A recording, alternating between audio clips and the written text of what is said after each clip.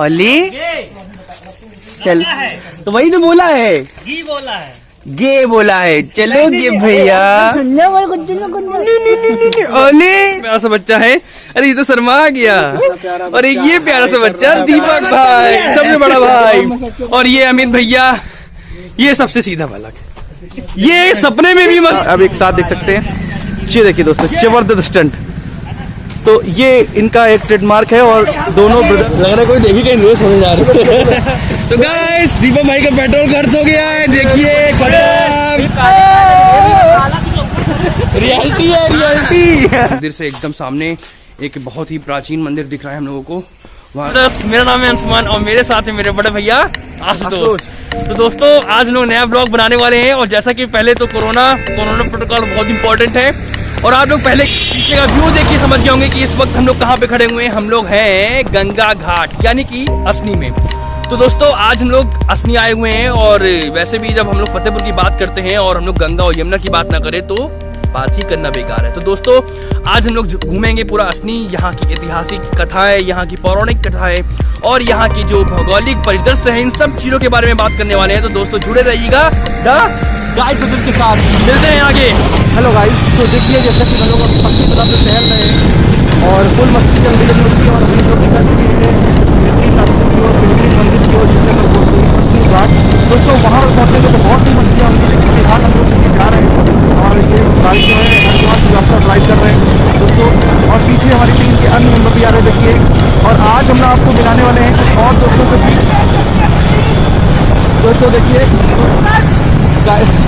तो आज हम आपको मिलाने वाले हैं कुछ और स्पेशल लोगों से दोस्तों।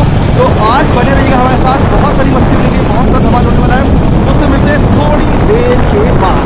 दोस्तों, यदि आप फतेहपुर मुख्यालय से असनी की ओर जाना चाहते हैं तो आपको लगभग उत्तर दिशा की ओर बढ़ करके लगभग 18 किलोमीटर की ओर चलना होगा।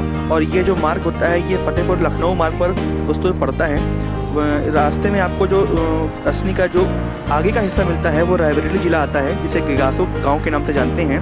और जो इधर से आता है वो आपका असनी धाम आता है, यानी असनीपुर करके से याद करते हैं या बोला जाता है दोस्तों। ये इसका मुख्य मार्ग है।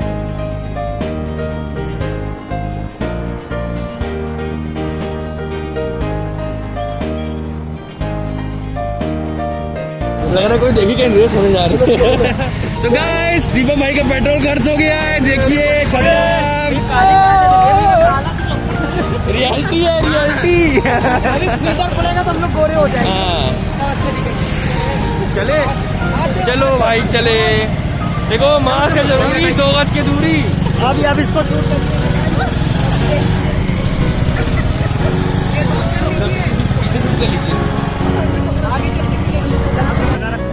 दोस्तों मैं आज आपको मिलाना चाहूँगा अपने परम मित्र जिस म्यूजिक की एकमात्र सेक्रेटरी, ये है हमारे अमित बाम जी। सेक्रेटरी नहीं भाई। दोस्तों देखिए, मैंने पूरे कोरोना प्रोटोकॉल का पालन किया है और इनको इग्नोर करिएगा, इन्होंने भी पालन किया हुआ है। सैनिटाइजर को भी अपने हाथ में लगाया था, लेकिन हाईवे पे पालन करना नहीं, मैंने अभी देखा था, इन्होंने सैनिटाइजर हाथ में लगाया था।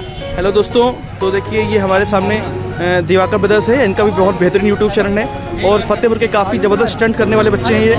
और देखिए, आप लाइव देख सकते हैं कि कौन से क्या करने वाले हैं। देखिए, एक शानदार स्टंट देख लीजिए इनका, अब एक साथ देख सकते हैं। ये देखिए दोस्तों, जबरदस्त स्टंट।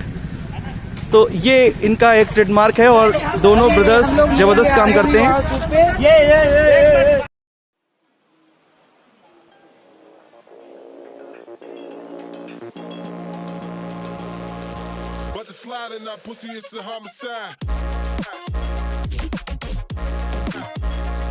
तो दोस्तों, हम लोग पहुंच चुके हैं 7 मील तिराहे पर।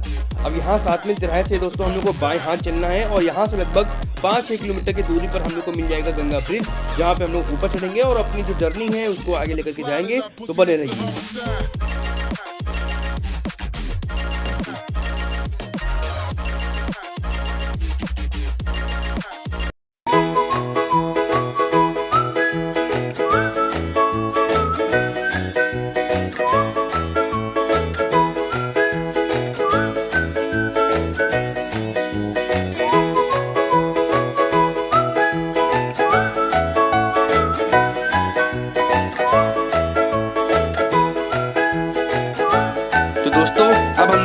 चढ़ने वाले हैं गंगा ब्रिज में और हम लोग यहाँ पे एंट्री कर चुके हैं और पुल आने वाला है दोस्तों। पुल के इस साइड का जो एरिया है वो हम लोग असनी के रूप में जाते हैं। तो ये आपका निकला गंगा ब्रिज और दोस्तों इसके जो अपना पुल है, इस पुल के इस साइड का एरिया है जहाँ पे इस वक्त हम लोग हैं, ये आपका फतेहपुर का हिस्सा है और जिसको हम लोग असनी के रूप में जानते हैं, मैंने जैसे आपको बताया। और ये आपकी रायबरेली सीमा, फतेहपुर की सीमा यहाँ से समाप्त हुई और उस तरफ का हिस्सा आपका है रायबरेली, जिसको कहते हैं गिगासो पुल।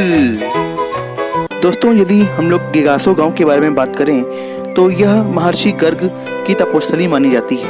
महर्षि गर्ग द्वारा भगवान कृष्ण के नामकरण संस्कार का काम किया गया था। इसके अतिरिक्त माँ संकटा के 32 जो महासंकटा हैं वो दुर्गा माँ के 32 शक्तिपीठों में 16वें शक्तिपीठ के रूप में मानी जाती हैं। मैंने आपको दिखाया, अब ऊपर से मैं दिखाना चाहूँगा एक बार आपको, क्योंकि स्थिति ये हो चुकी है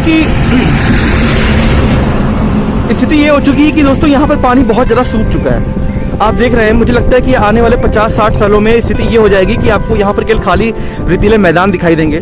देखिए बहुत बड़ा एरिया है और आप जब गर्मी के सीजन में यहाँ पर आते हैं तो आपको इतना बड़ा जगह दिखती है जो कि पूरी खाली हो चुकी होती है मैदान के रूप में। लोग पूरा गंगा के जो उधर का एक संकटा माता का जो मंदिर है, यहाँ पे हम लोग जाने वाले हैं दोस्तों, वही वो मेन जगह जहाँ आपको मैं दिखा रहा हूँ। जब वहाँ से लोग दोस्तों पैदल आ जाते हैं इन जगहों पर, तो दोस्तों ये एक ऐसी जगह है जो अपना एक ऐतिहासिक महत्व लेकर साथ में चलती है। इसकी बहुत सारी बातें हैं, बहुत सारी पौराणिक कहानियां हैं, परंतु आने वाले साल में हम इनको भूलते जा रहे हैं, इनको ख़त्म करते जा रहे हैं और हम सभी की गलतियों के कारण ये नदियां जो हमारी एक पुरानी एक संस्कृति को लेकर के आने वाली हैं, संस्कृति को लेकर चलती हैं, उनको हम लोग भूलते जा रहे हैं। हम लोग इन पर अपने ही पर्यावरण को सुरक्षित नहीं रख पा रहे हैं, जिस कारण से बहुत सारी समस्याएं हम लोग को देखने को मिल रही हैं। तो हमको साथ साथ इन बातों का भी ध्यान रखना है दोस्तों। ये बहुत ही दुर्भाग्यशाली बात। देखिए आप लोग दोस्तों देख सकते हैं कि जहाँ पर हम लोग पुल की एक तरफ देखते हैं कि लोग अपने जीवन की इच्छाओं को पूरा करने के लिए आते हैं, वहीं दूसरी ओर आपको देखिए चिताएं जलती हुई दिख रही हैं जो मोक्ष की प्राप्ति के लिए इंसान आता है यहाँ पर। तो आप कह सकते हैं जीवन के 2 हिस्से दिख रहे हैं आपको पुल के दोनों हिस्सों पर।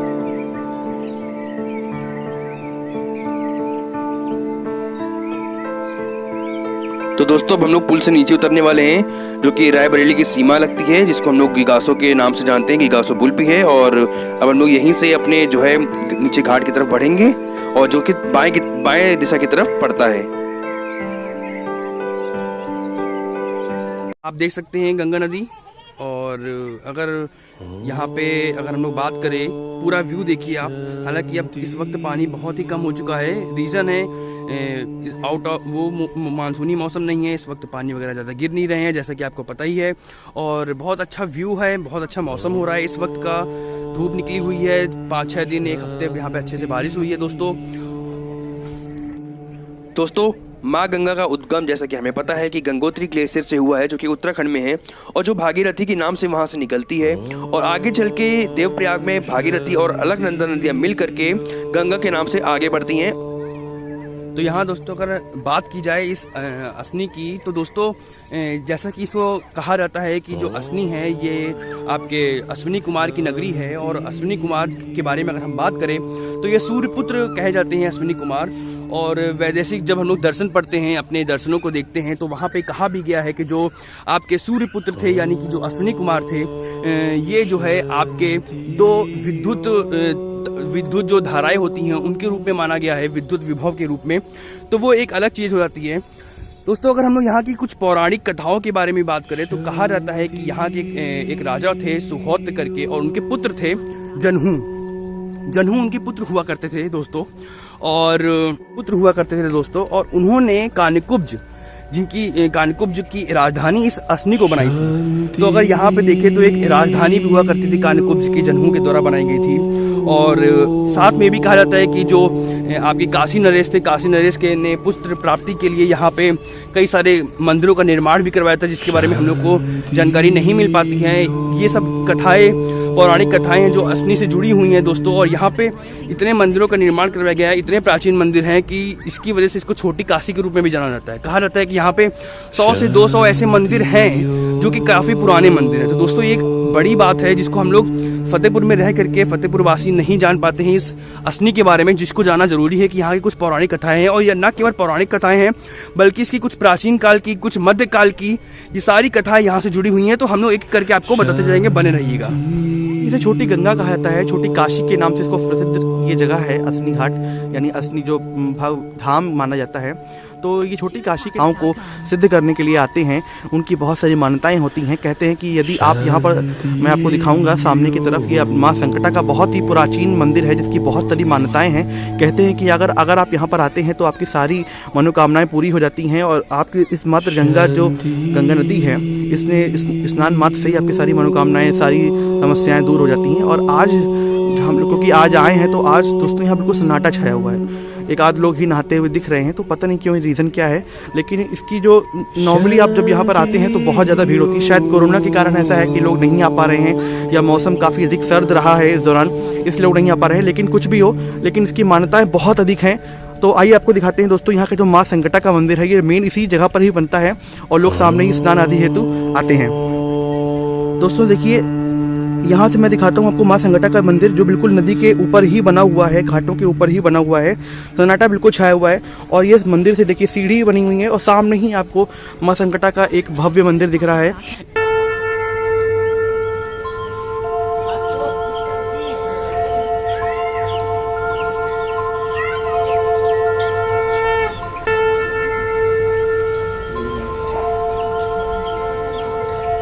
दोस्तों इस वक्त हम लोग आ चुके हैं संकटा माता के मंदिर में और बहुत ही बढ़िया मंदिर बना हुआ है। और सबसे बड़ी चीज़ है कि मंदिर में शांति बहुत ज़्यादा है। और आइए आप लोग आराम से बैठिए यहाँ पे, एक मन को एक बहुत ही ज़्यादा सुकून मिल रहा है। देखिए अगर यहाँ की मूर्ति देखिए, ये सब प्राचीन मंदिर है दोस्तों। और एक बात मैं यहाँ पर कहना चाहूँगा कि लोग यहाँ पर जब आते हैं तो अपने मुंडन के लिए, छोटे मोटे कार्यक्रम के लिए, क्योंकि सबसे पवित्र जगह मानी जाती है और यहाँ पर लोगों की आस्थाएँ लगातार जुड़ी होती हैं, इसलिए ये जितने मंदिर आपको दिख रहे हैं ये सभी बहुत ही प्राचीन मंदिर हैं। जितने मंदिर आपको दिख रहे हैं दोस्तों, ये सभी बहुत प्राचीन मंदिर हैं। और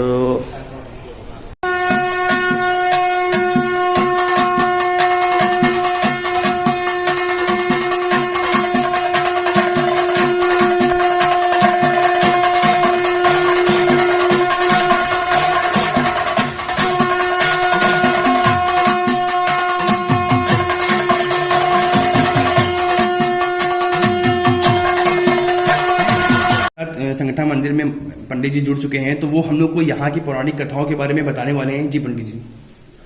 जय माता दी। ये देवी सती के 16वां पिंड है।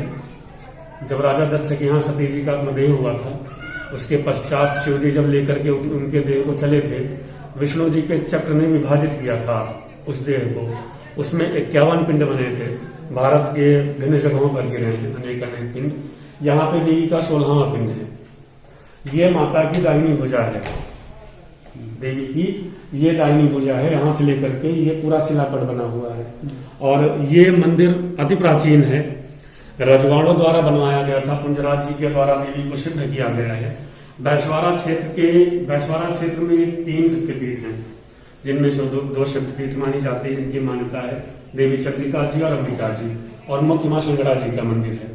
इनके बगल में देवादिदेव भोलेनाथ का भी मंदिर है, जो कि यहाँ से 100 मीटर दूर भगवान मुंडमालेश्वर महादेव का मंदिर है। वो औरंगजेब के जमाने का मंदिर है। खुदाई के समय उनकी शिला निकली थी, और जब शिला टूटी, उनकी शिला थोड़ा सा खंडित है, वो जब टूटी थी तो अनेक प्रकार के जीव, मधुमक्खियां वगैरह, सांप बिच्छू वगैरह निकले थे। तो वो मंदिर भी रजवाड़ों के द्वारा ही बनवाया गया था।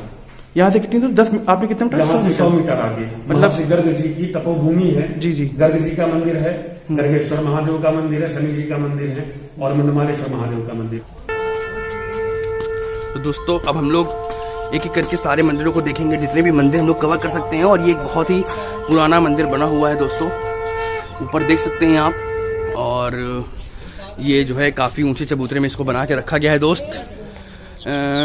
दोस्तों ये देखिए आप लोग देख सकते हैं। तो सबसे बड़ी चीज़ है यहाँ पे कि जो यहाँ का सन्नाटा, एक जो सुकून है ना, इतनी शहर से चिल्लपो, इतनी भीड़ भाड़, बहुत ही एक अच्छा माहौल है। ये देखिए दोस्तों, बहुत ही बढ़िया मंदिर बना हुआ है। मंदिर बंद किया हुआ है, ये मंदिर बंद है। देखिए आप दरवाजे देख सकते हैं, ये दरवाजे बंद ही हैं। और ये क्यों बंद किया गया है, इसका रीज़न तो नहीं पता है। पहले यहाँ पे एंट्री अलाउ थी। हाँ, पहले यहाँ पे एंट्री होती थी दोस्तों।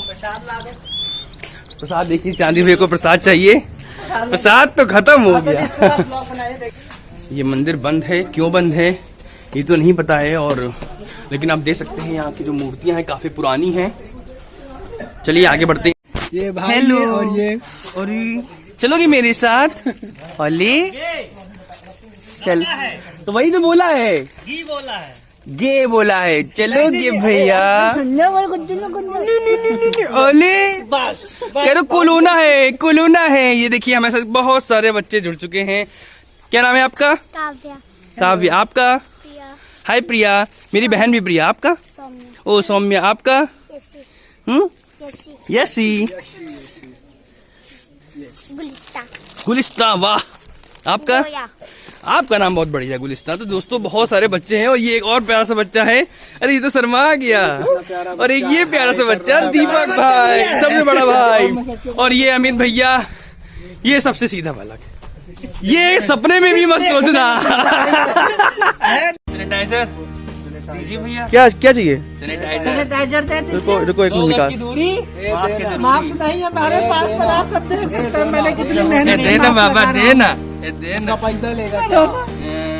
दोस्तों तो हम लोगों ने यहाँ पर पूरे कोरोना के जो भी इम्पोर्टेंट चीजें रही हैं उनको भी हम लोगों ने फॉलो करने की कोशिश करी है। कोशिश नहीं की है, पूरी तरह से किया। कोशिश करने में वाह मेरा हाथ। और आपका मास्क कहाँ है अगर आपने पूरी तरीके से किया है तो? अभी हम अगर मास्क लगा लेंगे तो बोलेंगे कैसे? आपको समझिए। हाँ जी। हमारा मास्क जो है ना सर, कैमरा मैन ले देखिए दोस्तों, देख रहे हैं बच्चे का लगाव हमसे बढ़ता जा रहा है। माँ संगटा के विषय में एक कहानी प्रचलित है कि आज से 100-150 साल पहले उनकी गर्दन पर एक प्रहार किया गया था कुल्हाड़ी द्वारा, और उस कुल्हाड़ी के जो निशान हैं वो भी आज भी उनकी गर्दन पर देखने को मिलते हैं। दोस्तों यहाँ के बारे में एक बात बहुत इंपॉर्टेंट बोली जाती है। कहते हैं कि जब गहड़वाल वंशी एक शासक थे जयचंद, जिनके बारे में चर्चा होती है, और पृथ्वीराज चौहान के संबंध में भी उनका युद्ध के बारे में उनका जिक्र होता है। तो दोस्तों यहाँ पर गहड़वाल वंशी शासक जो थे जयचंद, जब वो मोहम्मद गोरी से उनका चंदावर का युद्ध हुआ था 1194 में, तो उस युद्ध के बाद जब वो यहाँ से भाग रहे थे अपने कन्नौज क्षेत्र से, क्योंकि उनकी कैपिटल थी कन्नौज, तो वहाँ से जब वो भाग रहे थे तो कहते हैं कि वो इसी असली जगह पर, पता नहीं कि वो जगह कहाँ पर है, लेकिन उन्होंने अपना जितना भी राजकोष था, जितना भी खजाना था, जितना भी पैसा था, वो इसी क्षेत्र पे, इसी असली क्षेत्र पर गाड़ दिया था या भाग गए थे यहाँ छोड़ करके। तो उसके बारे में तो और अधिक जानकारियाँ तो नहीं मिलती हैं, लेकिन इतिहास में इसका जिक्र जरूर किया जाता है। साथ ही साथ दोस्तों एक बात और कही जाती है। कहते हैं कि जो हर्षवर्धन कारिन एक चाइनीज यात्री आए थे, उन्होंने, वेनसोंग जिनका नाम है, उन्होंने भी इस जगह का जिक्र किया है अपनी किताबों में, अपनी पुस्तकों में, या अपने जो भी उनके लेख रहे हैं। और ये बहुत इंपॉर्टेंट जगह उनके हिसाब से मानी जाती रही, क्योंकि उस वक्त भी ये हिंदुओं की और अन्य धर्म के लोगों के जो है आस्था का केंद्र प्रमुख रूप से रहा है।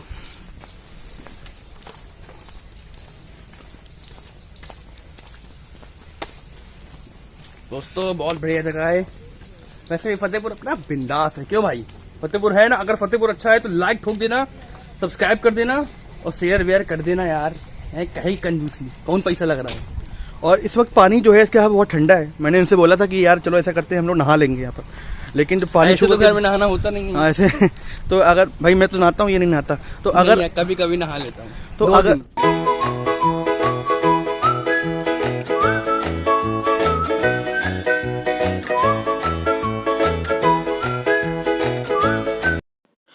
दोस्तों यही वो सिद्ध मंदिर महादेव जी का है जिसके बारे में पंडित जी ने हम लोग को बताया था, और अब हम लोग वहाँ पर जा चुके हैं या पहुँच रहे हैं वहाँ पर। दोस्तों इसके बारे में कहा जाता है कि ये जो यहाँ पे खंडित मूर्ति है भगवान शिव की, हमने देखा तो नहीं है अभी इसको, और ये मूर्ति की बहुत सारी मान्यताएं हैं। और कहते हैं कि ये स्वयं प्रकट हुई थी, और इसको थोड़ा खंडित करने का काम जो है औरंगजेब ने किया था या उनके द्वारा करवाया गया था। देखिए इसका नाम है मुंड मालेश्वर मंदिर, और अब हम लोग उसकी सीढ़ियों पर चढ़ रहे हैं। शायद आप लोगों ने इसको अभी देखा भी नहीं होगा। मालेश्वर मंदिर, ये जो शिवलिंग है कहते हैं ये सबसे प्राचीन शिवलिंग के रूप में यहाँ पर स्थापित की जाती है। आपको मैं दिखाने की कोशिश करता हूँ। हम लोग अंदर आ चुके हैं और ये महादेव जी का मंदिर है, बहुत प्राचीन मंदिर है दोस्तों। और ये शिवलिंग आप देख सकते हैं।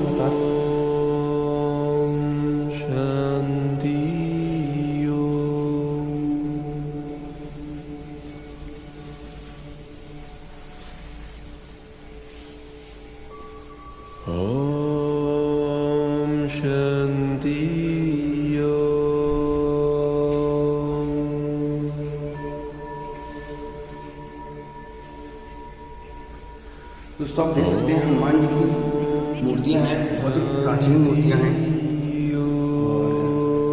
वैसे भी जिस तरह के हम लोग को पता है हिंदू धर्म काफ़ी प्राचीन धर्म है, जिसको हम लोग सनातन धर्म मेन धर्म है।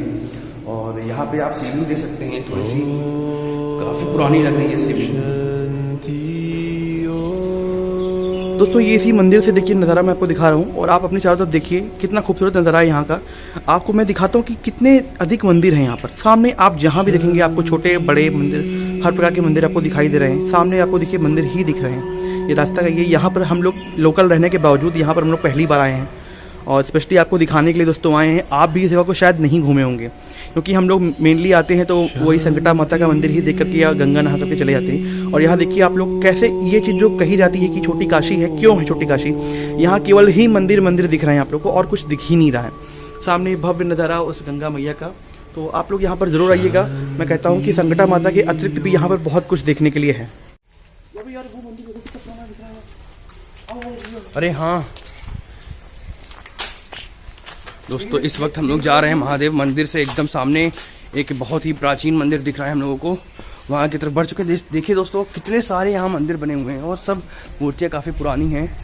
और अब हम लोग जा रहे हैं एक बहुत ही पुराने मंदिर की तरफ। ये एक हनुमान जी का मंदिर है, और दोस्तों कहा जाता है इस मंदिर के बारे में कि शायद यहाँ पे भोले बाबा आए थे। अब जो भी कथाएं हैं इसको तो हम लोग, इसके बारे में कोई हम लोग प्रामाणिकता नहीं दे सकते हैं। देखिए आप लोग खुद देख सकते हैं दोस्तों कितना पुराना, कितना प्राचीन मंदिर है ये। और चलिए इस मंदिर की तरफ। ये रियल में बहुत पुरानी मंदिर है, आओ यहाँ पर देखते हैं।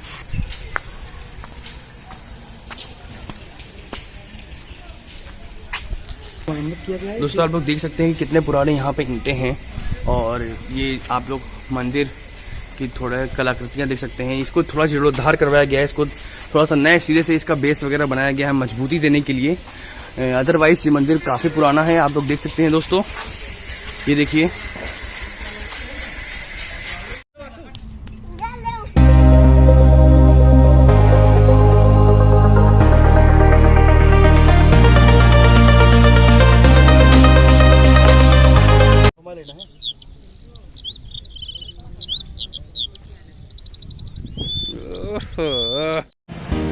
दोस्तों कैसा लगा आपको ये हमारा वीडियो? मुझे उम्मीद है आपको पसंद आया होगा, बिल्कुल पसंद आया होगा। दोस्तों अगर आपको ये पसंद आया तो ठोक करके इसको लाइक करिएगा, शेयर करिएगा और सब्सक्राइब करिएगा हमारे चैनल को। दोस्तों ये फतेहपुर का चैनल है, और आपको हम फतेहपुर की उन जगहों पर लेकर जा रहे हैं जहाँ पर आप कभी नहीं गए हैं, और अगर गए हैं तो आपने वो चीज़ नहीं देखी है जो हमने आपको दिखाया है या जो आपको दिखाने जा रहे हैं। दोस्तों इसको प्लीज़ शेयर करिएगा, और मुझे उम्मीद है आपको मज़ा आई होगी। तो मिलते हैं दोस्तों अगले नेक्स्ट वीडियो में, क्योंकि आपको साथ में लेकर के आने वाले हैं बहुत सारे हसीन पल, बहुत सारे खुशनुमा पल और बहुत सारे मौज मस्तियों को। तो मिलते हैं दोस्तों नेक्स्ट वीडियो में, तब तक के लिए